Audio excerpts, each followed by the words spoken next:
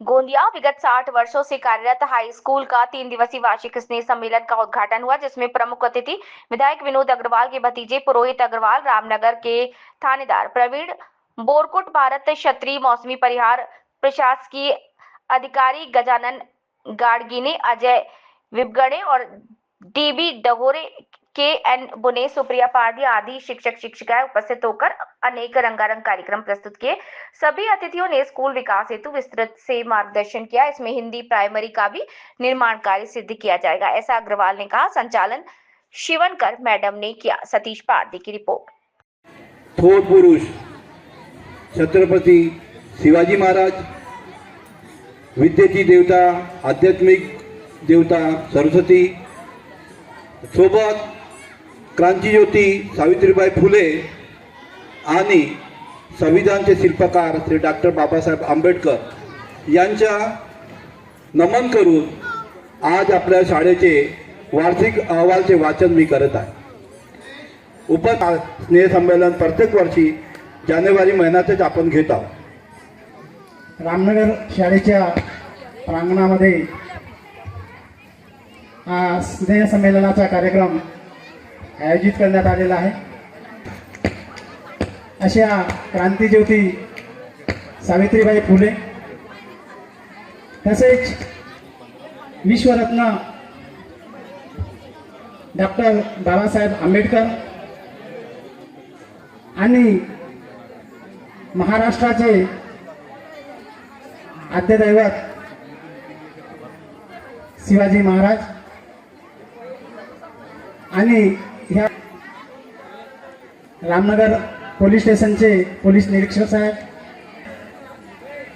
क्षत्रिय साहेब, परिहार madam, माझे सहकारी गाडगिने साहेब, लेखाधिकारी आणि रामनगर म्युनिसिपल शाळेचे मुख्याध्यापक श्री बिवगळे सर, प्राथमिक शाळेच्या प्रधानाध्यापिका पारदी मॅडम, तसेच प्रत्येक शाळा महाविद्यालयामध्ये आयोजित करत असतो।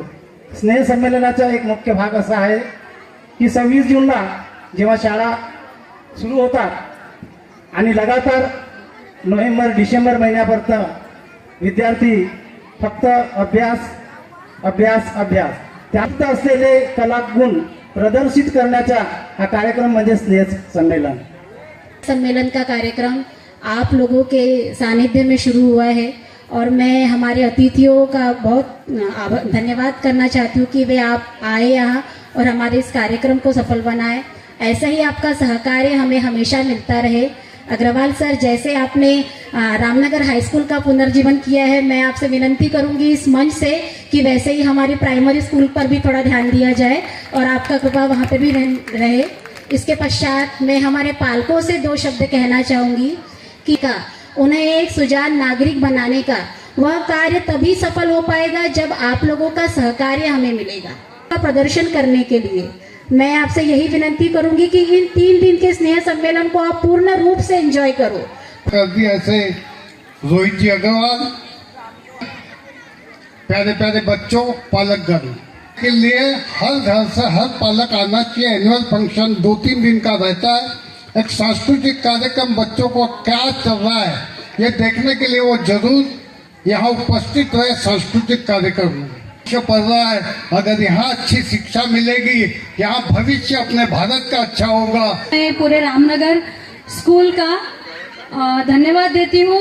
होता है कि हमारे बच्चों में कौन सी क्वालिटी छुपी हुई है उसको एक्सप्रेस करने के लिए हम लोग ये स्पोर्ट्स के कार्यक्रम हो गए या कोई कल्चरल कार्यक्रम हो गए। आज हम लोग यहाँ पर देख रहे हैं छोटे छोटे बच्चे डिफरेंट कॉस्ट्यूम में यहाँ पे बैठे हुए, कोई महाराष्ट्रियन लुक। अपना छोटा सा भाषण लेके प्रस्तुत है श्री रोहित सर। और उनके अंदर का टैलेंट पता करने का एक वार्षिक स्नेह सम्मेलन कार्यक्रम रहता है।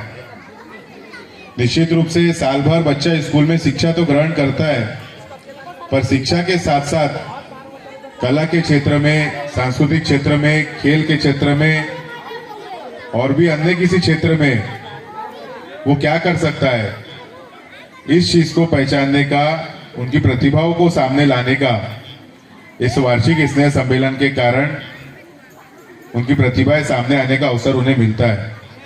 और निश्चित रूप से यहाँ पर उपस्थित सभी बच्चों से मैं अनुरोध करूंगा कि वार्षिक स्नेह सम्मेलन के हर कार्यक्रम में हमें पार्टिसिपेट करना चाहिए, क्योंकि का साल भर में एक ही अवसर स्कूल के तरफ से मिलता है।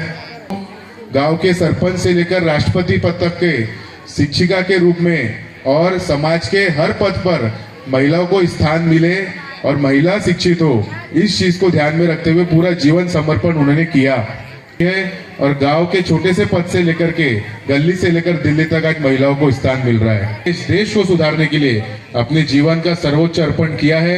स्थिति आ गई थी तो उस समय में तुरंत हमने 40 लाख रुपए मंजूर करके उसको ठीक कराया था।